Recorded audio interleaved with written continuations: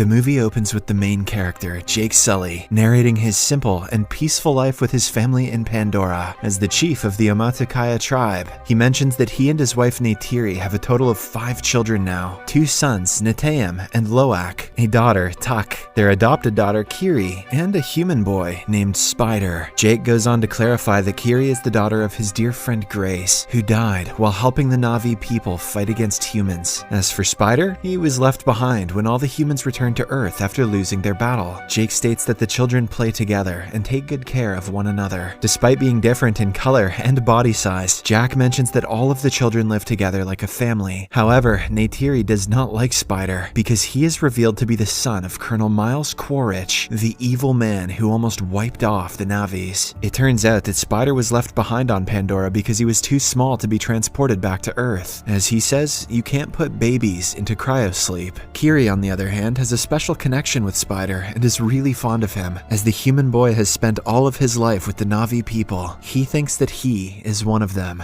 One night, when Neytiri and Jack are talking, they notice some bright spaceships in the sky. Suddenly, the spaceships approach them and start wreaking havoc. The Omaticaya habitat is torched with flame, resulting in widespread destruction and deaths of many animals. From the spaceships, a group of soldiers with robotic artillery emerge and finish off whatever else is left of the place. Neytiri and Jake, who are watching from afar, are shocked to learn that it is an RDA spaceship carrying humans who are there to colonize Pandora and build another main operating station. The scene then shifts to one of the human laboratories where scientists have successfully created a Na'vi clone of the Colonel. He has been fed with the memories and data that were collected prior to his death. Because of this, the Colonel's clone knows everything, except who killed him and how. Along with the Colonel, the scientists have also manufactured the clones of other soldiers who were present during their previous attack on Pandora. As a result, the Colonel and his men are hell-bent on destroying the Omaticaya, and, in particular,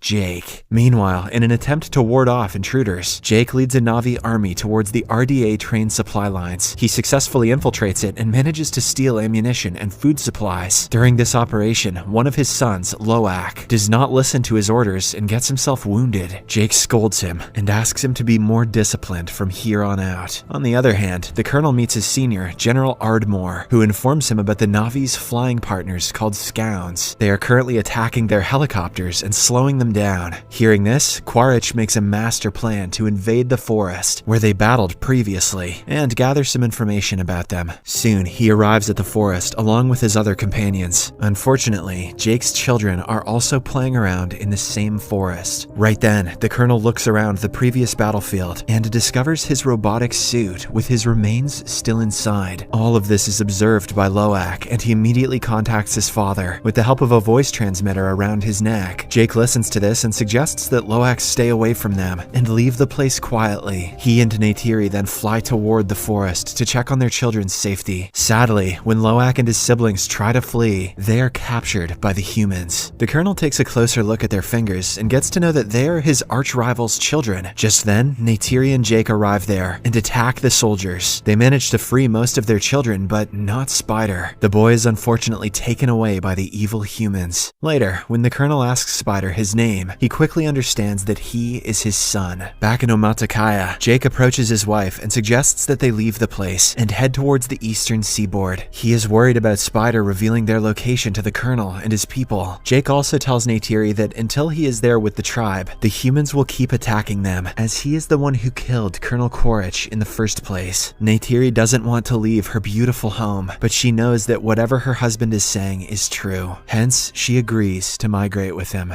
On the other hand, General Ardmore dishes out some cruelty on Spider by placing him in a rotating machine. Yes, put him in the little naked human spinning machine. That'll make him talk. He tries to extract important information from the boy, but to no avail. Spider is too loyal to his Na'vi parents, and he just won't budge. Surprisingly, the Colonel cannot see his son in this state, so he immediately stops the spinning machine. He then approaches the General and tells her that he will handle Spider in his own way. Later, he meets the boy in a separate room and reassures him that he's not a bad person, he also discloses that he's here to take him back to Earth. This warms up Spider's heart, and he eventually agrees to provide him with the information he wants. In the next scene, Jake and his entire family leave their native home and fly away on their scouts. After flying for a few days, they finally arrive at a place called Metkayina, where another Na'vi tribe lives. Surprisingly, the Na'vis living here are fainter in color, and they prefer to stay in the water. Seeing Jake and his gang, they start making fun of their appearance. Soon, the head of the tribe, Tonowari, arrives with his wife. He feels skeptical about Jake and his family, and mentions that they are not suited to survive in the water. However, desperate to save his family, Jake promises that they will adapt to the place in no time. He then reveals how they are being chased after by some humans. Hearing this, Tonowari finally agrees to let them stay, and provides them with shelter. He also asks his children to teach Jake's children how to swim, and use their special creatures to move around the water. Obliging to the request, Tonowari's children take their new friends to the ocean and start showing them the basics. Meanwhile, the ever-so-mischievous Loak tries to connect with a sea creature, but loses control and falls into the water. Seeing him, Tonowari's children start laughing. As all this is happening, the girl Kiri can be seen deep inside the ocean. Surprisingly, she has adapted well to the place, and can even control some sea creatures. Mysterious and convenient. The following day, while Kiri is meditating underwater, Tonowari's son, Aonang, and his friends approach her and start making fun of her, calling her a freak. Because of this, Loak arrives and punches Aonang. Aonang doesn't take this sitting down though, and starts clapping some ass with his thick tail. Later, when Jake finds out about the incident, he angrily orders his son to go and apologize to Aonang, as he is the clan leader's son. Reluctantly, Loak agrees and says sorry. Although Aonang forgives him in front of the others, deep down he is still angry. So, in order to teach Loak a lesson, he takes him to a scheduled location on the pretext of swimming. Loak is completely oblivious that there are dangerous sea predators in the area. A while later, when Loak is fishing, a large predator swims at him rapidly. Terrified, afraid, Loak looks around for help but fails to find anyone. But just then, a humongous creature named Payakan comes to the rescue. It swiftly kills the predator with the help of its wide head. Here, we get to know that Payakan is a tulkun, a peaceful and intelligent creature. There are thousands of tulkuns in the sea, which the Metkayina regard as their spiritual family. Payakan is the largest and mightiest of them all. In the meantime, Loak is rescued and brought to the surface by Payakan. The latter also helps the creature by pulling out some harpoons, which were apparently hurting it. With this, the two create a beautiful bond and befriend each other. Loak even climbs through his blowhole. It's disgusting. Later, when Loak reaches land, he is called up by Tonowari. The strict leader has found out about his son's shenanigans and wants Aonang to apologize. However, the selfless Loak accepts responsibility for his actions and lies that Aonang had nothing to do with it. This finally makes Aonang understand that the new Na'vis are not so bad after all. After some time, Loak reunites with his brother and friends and explains how Payakan saved his life. To his surprise, no one believes him. Instead, they reveal that Payakan is a killer, and that's why it was abandoned by the other Tulkuns. On the other hand, Spider briefs the Colonel about some Na'vi culture and takes him to the Hallelujah Mountains to select a scound for him. At first, the Colonel struggles, but soon he gets the hang of it and flies around. Shortly after, he also gets information about Jake's possible location and heads towards the Metkayina Reef with his army. On arriving, he confronts some of the Zoras and inquires if they know Jake. When the Na'vis say no, the evil humans kill one of them and also burn their houses. Despite this, the Na'vis stand by their statement. Left with no options, the Colonel signals his team to go for Plan B. Now he wants to kill the Tulkuns in large numbers, hoping that this will finally draw out Jake. But there is another advantage to killing them. The Tulkuns have a precious liquid inside their brains, which can increase the longevity of life. On Earth, a single liter of this liquid will go for millions. Space whale brain goop, the only resource more valuable than unobtainium. Soon, some hunters start chasing after the sea monsters. They strike numerous trackers into them and render them unconscious. In a heartbreaking scene, we can see a mother Tulkun brutally laid to death, while her offspring lays by her in shock. The humans eventually leave, with the trackers still inside the Tulkuns. When the Metkayina discover that their friends are getting killed, they become angry and decide to engage engage with the attackers. However, Jake calms them down and mentions that they need to inform the Tulkuns about the trackers first. This is the only way that they can prevent a future strike. As soon as Loak hears this, he leaves to inform his best friend Payakan about it. Aonung and a few other locals also join him. After a while, they eventually meet Payakan and prepare to pull the tracker out of him. But just then, the colonel and his hunting crew arrive in their whale ship. After seeing them, Loak connects to his father and informs him about the situation. In the nick of time, he and his friends also manage to pull the tracker out from Payakan's body. After this, they hide underwater while the colonel's crew starts looking for them. Meanwhile, Jake approaches Tonowari and informs him that their children are missing. This worries the latter, and he quickly orders his people to prepare for war. Jake and Neytiri also grab their weapons, and soon all of them collectively head towards the battlefield. On the other hand, the colonel orders his crew to launch their attack on the Tulkuns and find Jake's children. After searching for a while, they eventually find Kiri and Tuk and capture them in a net. Loak tries his best to tear the net, but gets himself pulled to the whale ship with it. Soon, the colonel arrives and cuffs them to the railing of the ship. He then takes Loak's color transmitter and asks Jake to surrender for the safety of his children. Having no options, Jake agrees to his conditions. At the same time, Payakan notices his best friend Loak handcuffed to the deck and decides to save him. In a risky move, he suddenly jumps onto the deck and starts moving his massive fins. This throws away a lot of soldiers and obliterates the ship. Taking advantage of the distraction, Jake and the Metkayina also launch their attack on the colonel and his army. They want to save their children, but they also want revenge. Meanwhile, Spider breaks the controller of the whale ship, causing it to strike the rocks and allow water to fill inside it. Next, Jake and his eldest son Neteyam quickly climb the deck and free Loak, Tuk, and Kiri. Then they order the children to return to safety, but Loak refuses. Instead, he decides to save his adopted brother Spider. Neteyam also joins him, and after a bit of searching, they find Spider. When they are about to leave the ship, the colonel notices them and opens fire. Unfortunately, Neteyam gets hit by one of the bullets and is severely injured. Loak and Spider immediately take him to the shore to their mother, but because of the excessive blood loss, he passes away. Seeing her son die right in front of her eyes, Neytiri starts crying and screaming loudly. Meanwhile, the evil colonel manages to capture Kiri and Tuk using his scown. He later connects with Jake and reveals that both his two daughters are with him. After getting this information, Jake somehow calms Neytiri down and persuades her to join him and save their daughters. The latter obliges, and filled with rage, she calls her scown, grabs her bow and arrows, and goes flying towards the ship. Soon, Jake approaches the ship and causes an explosion, killing the colonel's men. Neytiri also arrives there and starts shooting arrows at the remaining humans, killing them all instantly. Meanwhile, Jake finds his little daughter, Tuk, and frees her. But at the same time, the colonel also shows up. He is holding Kiri at knife point. He threatens Jake to put down his weapons, and the latter reluctantly does so. In the meantime, a vengeful Neytiri captures Spider and threatens to kill him. At first, the colonel mentions that he has no relationship with Spider, but when Neytiri makes a small cut in the boy's chest, he immediately leaves Kiri. With this, Neytiri and her family prepare to leave, but the colonel mentions that he will again hunt Jake down and kill him. Later, Jake realizes that he needs to eliminate the colonel to live a peaceful life. Hence, he returns to the battlefield. This time, the arch rivals fight each other in an old-fashioned fist fight. It is a brutal one, and the two match each other stride for stride. But in the end, it is our hero Jake who prevails. He manages to wrap his arms around the colonel's neck and knock him unconscious. Jake assumes that he is dead and lets him drown in the water. Unfortunately, he too struggles to breathe and starts sinking to the bottom. But at the same time, Loak comes to his rescue and brings him to the surface. Later, Payakan carries the whole family and brings them to the shore. On the other hand, Spider also pulls his biological dad out of the water and saves his life. But when the colonel asks him to leave the place with him, Spider refuses and returns to his adoptive family. In the last scene, Jake's family and the whole Metkayina tribe bury Neteyam's body at the bottom of the ocean, where the lighting tubes embrace him like their own. The movie ends with Jake remembering the best memories of his elder son and realizing that he is in heaven with their god.